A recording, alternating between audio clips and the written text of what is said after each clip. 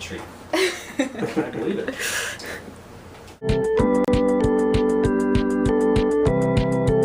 Alright, we're here with Robin Dunn. Thank you for joining us. Thank you, Jonathan. Let's talk a little bit about your background. So let's start with school. Where did you go to school and why were you kicked out of the graduate program? I was educated by the Jesuits in the Bronx. God bless them. They slaughtered men for the Pope back in the 17th century and then outsourced their violence, and I am proud to have been a recipient of it.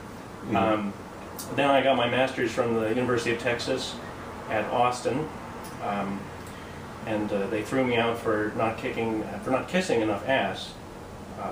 And that's why I'm going back to graduate school now, because I've learned my lessons. So you didn't get a master's? I did, but I was going to get a PhD. Oh, okay. They put me on probation. In creative writing? In literature. I was going to be a critic. Okay. But it's more fun to create it. What are your thoughts on literary criticism? It's very valuable to sell books, but it's also trying to understand. It's like any criticism, any theory. Why are we here? So I try to incorporate some of the precepts of criticism into writing, just in relation to the important why question. Right. Why anything? Right. Why something rather than nothing? What did you focus upon for your master's? Science fiction, which was another reason I was unpopular, and will still be unpopular getting an MFA because of the age-old... well, it's not that age-old. The divide between genre and literary fiction is arguably only as old as the Second World War or something. But anyway, if you write literary science fiction, i.e. slipstream, whatever you want to call it, you're not serious. Why is that?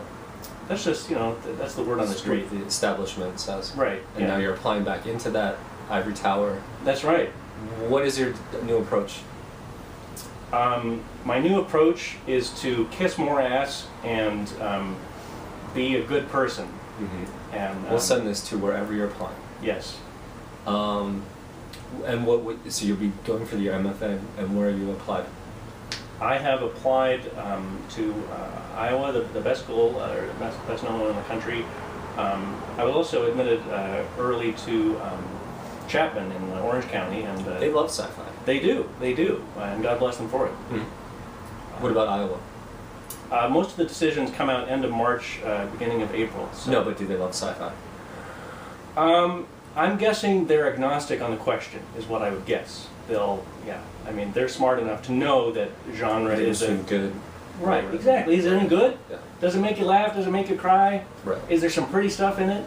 Does it make us laugh? Does it make us cry? Is there pretty stuff in it? Yes. Can't wait to read that. But we're featuring your poetry. How did you start off in terms of writing poetry? When I was in middle school, I used to listen to a lot of Enya. I didn't listen to rock and roll until I was My mom listens to a lot of Enya. Yeah. She made us listen to a lot of Enya. Yeah, well, I really loved Enya when I was a wee one. I got into rock and roll later, but so I would write really bad poetry listening to Enya about stuff Enya sang about, being Irish and living in a castle in the Middle Ages, which sounded sexy to me. So I wrote poems about that. We want to live in a castle. Yeah, we all want to be in the royalty. Right. And some of That's why we live in Los Angeles, or why people move to LA. Right. Because they want to be a member of the modern royalty. Mm. Yes. Why did you move to LA, and how did you start out here? Well, I wanted to join the royalty, and more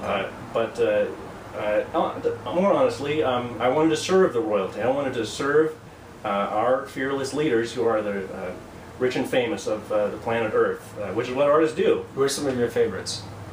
Well, my favorite artist would be David Lynch for cinema, and Gene Wolfe, greatest writer in the English language for literature, who wrote The Book of the New Sun, a series of 5 books in the 80s, a science fiction writer. He was just named the Grand Master of science fiction. Go Gene Wolfe. Yeah. Has his work been turned into film? No, I mean, I would love for someone to give me, $500 million to, I'd gladly devote my life to making we can make that happen. The Lord of the Rings, Gene Wolfe, Book of the New Sun, because it would be great, but, We have a lot of people that send this interview to.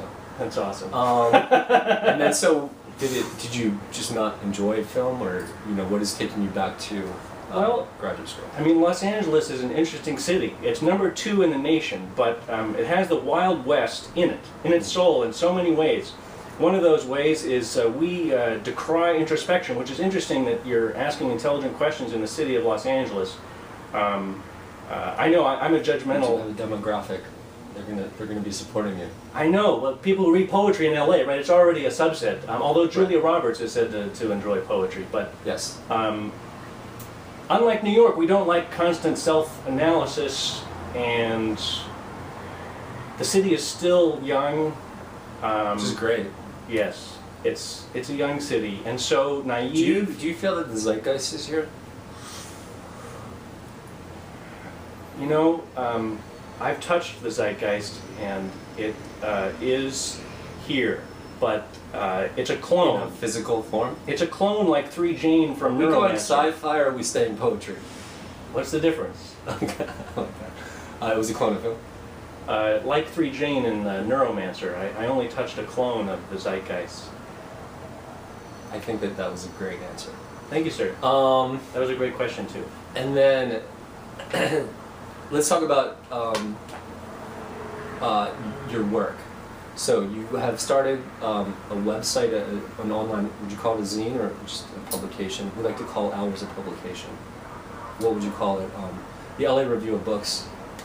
Where, started in November, where was your idea behind it and where are you going with it?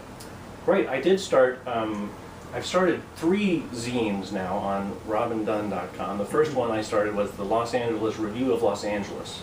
I was upset that the Los Angeles Review didn't have anything to do with Los Angeles, so I started the Los Angeles Review of Los Angeles. Great, we applaud that. Thank you, sir. And then I started Chrome Baby to send $5 a month to a lucky little short story writer who I figured had good taste like I did and was being rejected by other science fiction publications. Great. And just recently I started Jew, the zine, also on the internet. And the idea behind that one is to just look at the difference between Jews and Gentiles here as we're becoming a new global community and all these boundaries break down. Some of these very ancient ones between Jew and Gentile, us and them, are interesting to me. So why not Jew and Gentile? Well, it's for both. I mean, if you go to Jew the zine, you can click through and you'll see that both Jew. I myself am not Jewish, but obviously the zine welcomes both Jewish and Gentile readers and writers. All right. So let's go back to the LA Review of Books. I'm assuming there will be book reviews? Well, it's the Los Angeles Review of Los Angeles. The LA Review of Books actually exists, and that's more an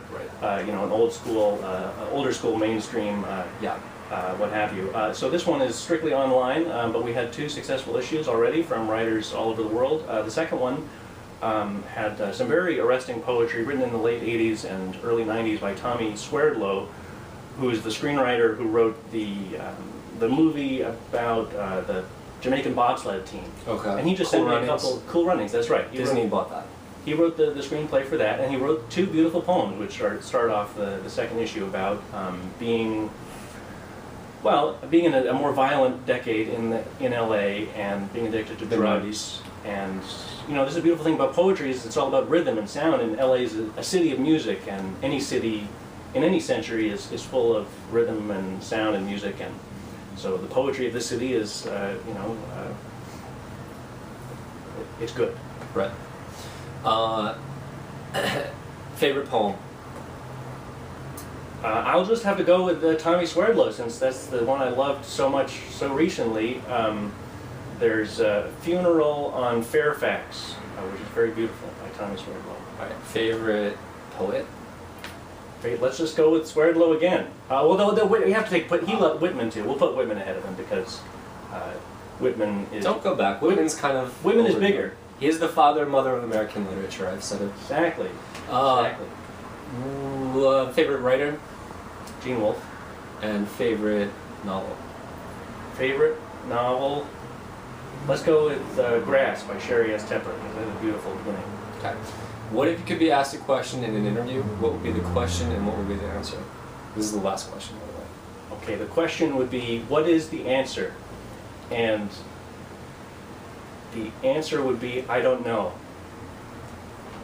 Very good question, very good answer. Thank you for joining us. Thank you, Mr. J.